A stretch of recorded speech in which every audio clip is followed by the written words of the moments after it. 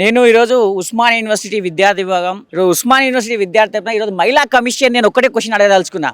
ఎందుకంటే ఇదే మహిళా కమిషను కేటీఆర్ ఏదో మహిళల గురించి అని సుమోటగా తీసుకున్నటువంటి ఇదే మహిళా కమిషను ఈరోజు మహిళా జర్నలిస్టుల పైన అదే సీఎం రేవంత్ రెడ్డి కొండారెడ్డి పల్లిలో మహిళా జర్నలిస్టుల పైన జరిగిన దాడిని ఇప్పటి వరకు మహిళా కమిషన్ ఎందుకు స్పందిస్తలేదు?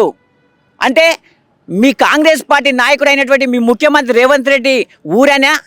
మీరు ఒక పార్టీకి ఒత్తాసు పలుకుతుర్రా, లేకపోతే మీరు ఒక పార్టీకి మాత్రమే పనిచేస్తారా, లేకపోతే తెలంగాణలో ఉన్నట్టు మహిళలందరి కోసం పనిచేస్తారా అని నేను ఈరోజు మహిళా కమిషన్ను ఉస్మానియా యూనివర్సిటీ విద్యార్థిగా ఈరోజు ఒకటే సూటి ప్రశ్న అడగదలుచుకున్నాం.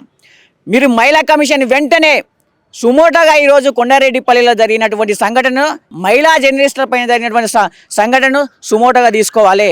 అదేవిధంగా ఈ రాష్ట్రంలో ప్రతి దగ్గర అత్యాచారాలు జరుగుతున్నాయి, హత్యలు జరుగుతున్నాయి.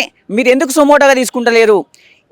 ఆ రాష్ట్ర ప్రభుత్వంలో జరుగుతున్నటువంటి పథకాలపైన, అదేవిధంగా వాళ్ళు ఇస్తున్నటువంటి అమలు 6 పథకాలపైన ఇదే సీఎం రేవంత్ రెడ్డి గారు చెప్పినటువంటి పథకాలపైన ప్రశ్నిస్తుంటే విద్యార్థులు ప్రశ్నిస్తే విద్యార్థులపైన కేసులు పెడుతున్నారు, ప్రజలు ప్రశ్నిస్తే ప్రజలపైన కేసు పెడుతున్నారు. మహిళా జర్నలిస్టులు కూడా ఈరోజు ఏంటంటే 100% రుణమాఫీ అయిందని చెప్పినటువంటి ఇదే రేవంత్ రెడ్డి మరి అయిందా కాలేదా అని కొండారెడ్డిపల్లికి ఓ జర్నలిస్టులు పోయిర్రు. అంటే ఒకవేళ 100% అయితే నీకెందుకు భయం అంతా? 100% కాలేదు కాబట్టే ఈరోజు మళ్ళా నా ఊళ్ళోనే ఎక్కడో ఇవన్నీ తెలిసిపోతుంది, 100% రుణమాఫీ కాదు అని ఈరోజు ఈ ప్రజలకు తెలిసిపోతే బాగుండదు అనే ఉద్దేశంతోనే ఈరోజు కావాల్సుకునే మహిళా జర్నలిస్టు పైన సీఎం రేవంత్ రెడ్డి ఈ దాడి చేయించాడు. మీరు వెంటనే సీఎం రేవంత్ రెడ్డి గారు మీరు వెంటనే ఈ తెలంగాణ మహిళా సమాజానికి, జర్నలిస్టుల సమాజానికి, విద్యార్థుల సమాజానికి ఈరోజు మీరు వెంటనే క్షమాపణ చెప్పాలి. బిడ్డ ఏమనుకుంటున్నావు రేవంత్ రెడ్డి?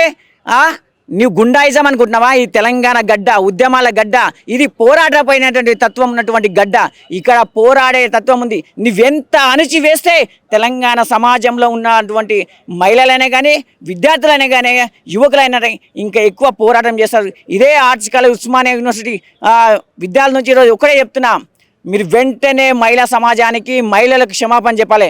లేని పక్షంలో ఈరోజు నువ్వెక్కడున్నా నువ్వైనా కానీ, నీ మంత్రులైనా కానీ, నీ మహిళా కమిషన్ అయినా కానీ ముట్టడిస్తామని మేము విద్యార్థులన్నా ఈరోజు డిమాండ్ చేస్తున్నాం.